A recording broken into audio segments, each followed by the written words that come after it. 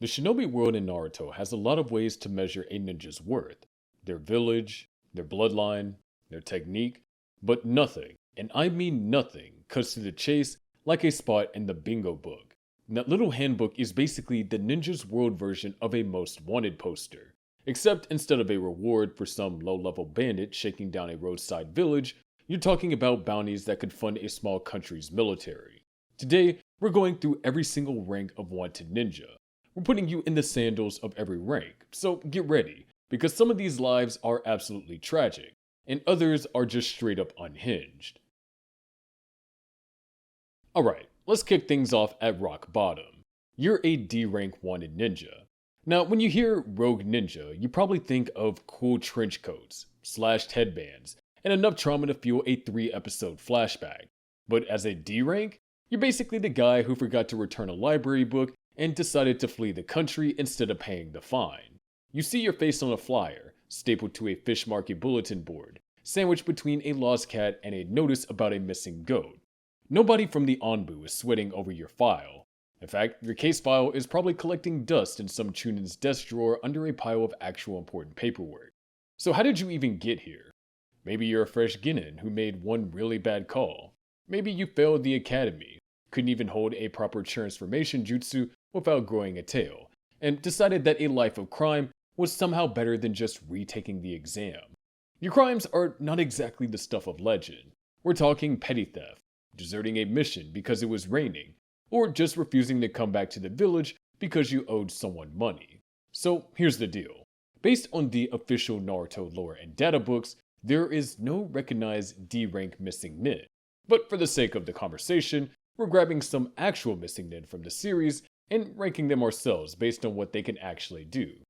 Take Idate Morino, Ibiki's little brother, who straight up got played by Ari Rukusho into stealing a scroll and a sword. The guy wasn't even a real criminal. He was just an easily manipulated academy graduate who panicked and ran. That's a D rank in a nutshell. Now, let's talk about money. Your bounty is, well, it's embarrassing. We're looking at maybe 5,000 to 50,000 ryo. In the Naruto world, that's barely enough to cover a week's worth of Ichiraku ramen and a new pair of sandals. The people being sent after you aren't elite assassin squads. They are Genin teams on their first field mission, because their Jonin sensei figured catching you was a good learning experience. So you're literally a teaching tool. Life on the road at D rank is rough in the most embarrassing way possible. You're sleeping in bushes, eating whatever mushrooms grow near the river, and praying to every deity in the shinobi world that nobody walks by and reads your face off a water-damaged poster. The village doesn't even want you dead. They want you to come back and deal with whatever you owed them. You're Aniki from the Boruto era, who went rogue for probably the most uninspiring reason in the entire history of shinobi defection. He kept abandoning his missions because he just didn't feel like finishing them.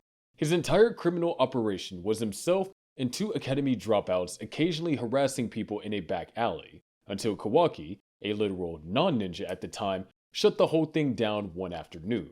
That's the energy of a D rank. You're not dangerous, you're an inconvenience. And yet, even here, there's a strange kind of freedom. Nobody of consequence is hunting you. The big dogs don't even know your name. You can wander from town to town, take odd jobs, and exist completely off the radar of the people who actually matter. Jingo Kumano literally left Kumogakure because he didn't think he had enough talent to be a ninja, and became a ramen chef. The man is technically a missing nin, and also probably the most content person bearing this infamous reputation. Low risk, low reward, and honestly, maybe the most peaceful life on this entire list. The ceiling is low and the floor is dirt, but at least nobody is trying to kill you. Okay, you survived D rank. You didn't accidentally stab yourself with your own kunai, and you successfully avoided capture by a team of 12-year-olds. Congratulations! You're officially leveled up to C rank. Now, C rank is where things start getting, well, a little bit cool. But don't get cocky. You're not exactly a legendary threat yet. If an elite missing nin is a shark and a D rank is a goldfish, you're basically a very angry catfish. At C rank, you've actually got some skills. You're somewhere in the experienced Genin to fresh Chunin range, which means you can walk on water without falling in and pull off a decent fireball jutsu on a good day. Your bounty has climbed to somewhere between 30,000 and 100,000 ryo, which is real money. That's enough to buy some decent gear, maybe a cool cloak, and enough ramen to actually feel full. You've got a bingo book entry with your actual face, not just some crude charcoal sketch. You matter now. Slightly. But here's the reality of day-to-day C-rank life. You're basically a hired goon. You're selling your services to bandits, corrupt merchants, shady local lords, anyone who needs muscle and can't afford real Jonin. Same as D-rank, there's no official canon character straight up labeled as a C-rank missing nin in the source material, but the idea still fits within the world. So we went ahead and handpicked a few wanted ninja from the series that feel right at home in this rank.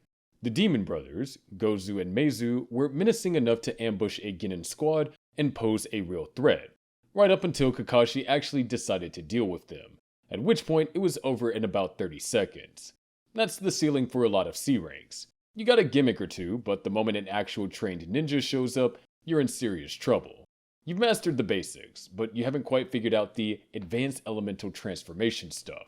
Your biggest move is probably just throwing or might be planning to skip out on your pay. The village isn't sending Anbu after you yet, but your name is now on a to-do list somewhere. Routine patrols and Chunin squads keep an eye out for you. You're the guy parents use as a bedtime threat for their kids. You're not feared by anyone with actual training, but you are dangerous to untrained civilians, merchants, and anyone who is hoping for a quiet life. Yoroi Akado, the chakra-draining spy who infiltrated the Chunin exams for Orochimaru, is a great C-rank example. He has a genuinized specialized jutsu and used it cleverly, but when the circumstances shifted against him, he folded. Competent, cunning, but not elite. The life of a C-rank is all hustle and very little glory. You've got just enough money to eat well and buy decent gear. You got just enough of a reputation to get hired. And you got just enough skill to stay alive, as long as you don't run into anyone who's actually good. The brutal truth is that at C-rank, your entire career can evaporate in a single afternoon. One wrong target, one job that turns out to be more complicated than advertised, one Jonin who happened to be passing through the area, and it's over. Kondachi, the right hand of Hanzo, who took over a secluded village using genjutsu layered through his summon and chakra disrupting terrain, ran a genuinely tight operation that kept an entire village under his control for an extended period. And he still got taken down by a young Naruto who's still figuring out the big ball Rasengan. That's the C-rank experience in a single story. Impressive enough to terrorize civilians, but ultimately not built to last against anyone with real talent. You're in the shinobi world's middle management, except the severance package is a hospital stay and a permanent bingo book entry. B rank. At this rank, you're officially a problem now. Not an inconvenience, not a nuisance, but a problem. A B rank wanted ninja is the kind of person who doesn't just flee the village. They leave a going away gift on the way out, like taking out a high-ranking official or doing something dramatic enough that the Hokage has to sit down and actually think about who to send after you. To be sitting at B rank, you've got the skills of a high-level Chunin or a Jonin who decided that the whole protecting the village thing wasn't for them anymore. You're using advanced chakra nature transformations. You've got at least one signature jutsu that genuinely surprises people mid-fight, and you're thinking tactically in combat instead of just throwing kunai and praying. Your bounty sits between 80,000 and 200,000 ryo, enough to fund a proper hideout, stock up on high-grade exploding tags, and still have spending money left over. So bounty hunters are starting to notice your name. There aren't really any clear official B-rank missing nin straight up named in canon. Most of the biggest and most recognizable criminals get slapped with A rank or S rank labels anyway. That said, a lot of the other names floating around the bingo book that aren't A or S probably land somewhere in that B rank range. Think of Sugetsu Hozuki, a descendant of a legendary Kirigakure lineage who can liquefy his entire body, casually picked up Kubikiri Bocho, a sword that most people can barely lift, and held his own in Jonin level chaos during the Kage summit. He's dangerous, he knows it, and he moves through the world with the confidence of someone who's already calculated exactly how many exits a room has. At B rank, that's the vibe. You're not the most powerful person in the building, but you're almost certainly the most dangerous person anyone at that party has personally encountered. That gap matters, and you spent enough time in the field to know exactly how to exploit it. Karin Uzumaki is another B rank worth considering from the other direction. Her healing ability, her sensory range strong enough to detect tail beast chakra, and her chakra chains capable of restraining the 10 tails place her utility well above what most people at this tier can offer. She's not the frontline brawler type, but she makes every team she's a part of dramatically harder to kill. B ranks cover a wide range of threat profiles, and that breadth is actually part of what makes it so unpredictable. You never quite know what you're walking into when someone in this tier decides to get serious. The jobs you get hired for at this level are the kind that governments can't officially acknowledge: assassinations, espionage, sabotage, intelligence theft. You're in the shadows of the great nations, moving between borders with forged papers and a hood pulled low. You're setting traps, using decoys, managing chakra like a professional, and you never, ever take a fight at face value. You're the one that makes a Jonin level sensei actually step forward and tell their students to step back. But with that power comes very real heat. The Anbu Black Ops are now a real consideration. The village isn't sending a patrol squad, they're sending a specialist. You can't stay in one place for more than a few days. Every inn you sleep in, you check the exits. Every face at the bar might be a disguised tracker. Hokoshin and Nagare, the Watery ninja from that filler arc, lived exactly this life. Hyper-specialized stealth techniques, moving like ghosts through terrain, and always one step ahead of detection. The problem was the moment Kakashi actually engaged them, it collapsed almost immediately. B rank is a life spending being genuinely dangerous to most people, while being acutely aware that you're still not untouchable. The moment you get too loud, you attract the kind of attention that B rank isn't built to survive. Now, take a deep breath. You cross into territory where the word rogue stops being a casual label and starts being something that shows up in war councils and emergency meetings. You're an A rank wanted ninja. You are genuinely and legitimately a national security threat. Getting to A rank means you committed the big ticket crimes: assassinating a high ranking official, stealing top secret kenjutsu, staging a coup, or otherwise doing something so catastrophically destabilizing that multiple villages have your face memorized at the policy level. You're operating at elite Jonin capability. You could have led a division in the Great Ninja War, but decided, for your own reasons, that you'd rather operate independently. The gap between B and A is not a small step. At A rank, you're probably working with high-level elemental combinations or a Keki Genkai that drops jaws before it drops people. You can take an entire squad of Chunin effortlessly, and a standard Jonin is already reaching for backup before the fight even starts. The two most iconic examples of official A-rank missing nin in the series are Zabuza Momochi and Haku, and they show up right in the very first arc of Naruto for a reason. They're the benchmark. Zabuza was one of the 7 ninja swordsmen of the Mist, a master of the silent killing technique, and a man who attempted to assassinate the 4th Mizukage before he was even 30 years old. He gets ambushed by Kakashi, one of the most capable Jonin in Konoha, and instead of losing immediately, he traps Kakashi inside a water prison and nearly wins. That's the A-rank baseline, someone who can neutralize an elite opponent and still have a contingency running. Haku, his partner, operated at the same tier through sheer precision and the demonic ice mirrors technique, a Keki Genkai that turned combat into a nightmare of razor-fast needles from every angle simultaneously. He nearly killed Sasuke and pushed Naruto into accessing Nine-Tails chakra for the first time. Together, they made Team 7's first real mission feel genuinely life-threatening. And that was the point. An A-rank missing nin forces you to become something different just to survive the encounter. Beyond those two, the tier includes some genuinely creative threat profiles. Aoi Rukusho is another perfect A-rank case study. He defected from Konoha to Amegakure, assassinated 2 Anbu operatives, captured Ibiki Morino, the man who runs torture and interrogation, and then casually overwhelmed Sasuke Uchiha and almost killed him. He was wielding the sword of the Thunder God, Tobirama Senju's legendary blade, and using it like he owned it. He was a genuine multi-layered threat to Konoha's operations, and the village absolutely knew it. Another A-rank potential, Gingo, the rogue Jonin who used speech-based genjutsu to brainwash his way to controlling an entire nation. He didn't need to beat anyone in a fight, he just talked at people until they were completely loyal to him. That's an A-rank threat profile, not just physically dangerous, but geopolitically dangerous. The bounty at this tier gets into genuinely absurd numbers. We're talking 150,000 ryo on the low end, up past 1 million on the higher end. At A rank, you're not just being tracked, you're being hunted by the most capable bounty hunters in the world. You've probably been operating for years in the international underworld, building a reputation that opens certain doors and closes others permanently. You're the boogeyman villagers use to motivate their recruits. Parents in 3 different countries tell their kids your name when they won't go to sleep. At this point, your tactical brain is doing more than just reacting to traps. You're spotting them early, breaking them down, and flipping them right back on whoever thought it was a good idea to set them up in the first place. A rank is the highest rung most shinobi ever personally encounter in their careers, and the ones who do encounter it rarely come back with good news. You're a problem that requires national level resources to solve, and yet, even at this level, there's a ceiling above you. There's a rank where the village stops trying to bring you in and starts hoping you just walk away and leave them alone.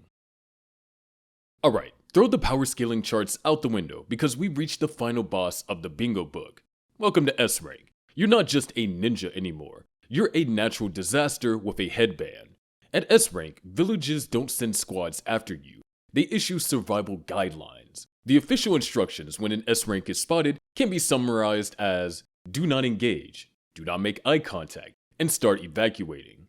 Kages don't sleep easy knowing you're out there. Standard shinobi handbooks dedicate entire sections specifically to what the average ninja should do when they encounter you. And that section is exactly 1 word long. Run. To reach S rank, you've broken the game entirely. You're talking about the Akatsuki level figures, the Sanin, the rogue Kage tier legends. Your crimes are historic in scale. Itachi Uchiha didn't just defect, he massacred an entire clan in one night, including children, leaving exactly 1 survivor intentionally. He was an Anbu captain at 13, a Mangekyo Sharingan user who possessed Amaterasu, Tsukiyomi, and Susanoo simultaneously. He walked into villages and organizations not as an operative, but as a statement. Orochimaru spent decades perfecting techniques that defied the fundamental laws of life and death, created an entirely new village as his personal laboratory, orchestrated Konoha's invasion, and is still, by the time of Boruto, somehow technically not in prison. Kabuto Yakushi perfected the impure world reincarnation to the point to where he was controlling an army of legendary dead ninja and single-handedly influencing the outcome of an entire world war. From a cave. Imagine being you. You wake up in a location nobody else has access to, and your day revolves not around staying hidden, but around deciding whose situation you're about to make dramatically worse. Kisame Hoshigaki, the monster of the hidden mist, captured a Jinchuriki solo without taking a single hit, and then casually forced Guy to open the 7th gate, a technique that destroys the user's own body just to function. Hidan, a fully immortal priest of Joshinism, walked into combat situations with no defensive strategy whatsoever, because his strategy was that he literally could not die. The only reason he was ever stopped was because Shikamaru buried him in a forest and collapsed a ravine on top of him. Your bounty at S rank starts at 1 million ryo and climbs into the hundreds of millions. But here's the thing nobody tells you. Almost nobody actually tries to collect it. Knowing your head is worth that much is useless if the only way to take it is to fight you, and fighting you is a decision people tend not to survive. Deidara leveled entire landscapes. Sasori commanded 100 human puppets and had infiltration networks spread across multiple nations. Madara Uchiha fought all 5 Kage at the same time and was winning before he got bored of it. At S rank, your opponents aren't individuals, they're coordinated military responses. Life itself is something else entirely. You're either the operational head of a terrifying organization, a solo wanderer that entire villages clear out for you when they hear you're passing through, or something so far beyond conventional shinobi society that you stopped engaging with it on its own terms. Sasuke Uchiha, at peak missing nen status, was on a one-man war against every Kage simultaneously, clashing with tailed beasts and matching Naruto blow for blow, and the only reason anyone could even get near him was because he allowed it. At S rank, your techniques are so synonymous with your name that people develop trauma responses to specific chakra signatures. Amaterasu, Shinra Tensei, C0 explosive clay. The moment those words hit the air, anyone within earshot is already doing the math on whether they can survive the next 30 seconds. Despite the tempting bounty on your head, you're walking through the front gates of villages just to make a point. And the terrifying part is that nobody can stop you from doing it. You stopped being a ninja. You're a myth now, a legend, a ghost story that jonin tell each other at the end of a long mission. The world doesn't just know your name. The world has restructured itself around the fact that you exist.